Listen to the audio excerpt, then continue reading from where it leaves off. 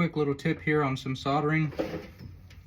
I see a lot of people add solder to the top of it like this. I mean, it'll work, but the proper way of doing it is to heat the wire up a little bit. I like to go from underneath.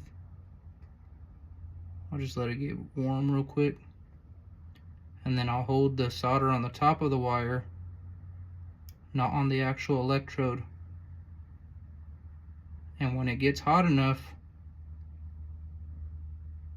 when the wire gets hot enough, the solder will straight fall through the wire, and you'll get a good solder.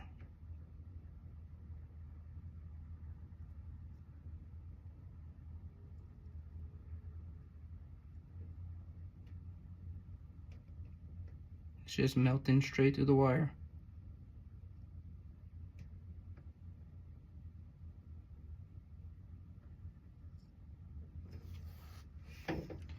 There it is.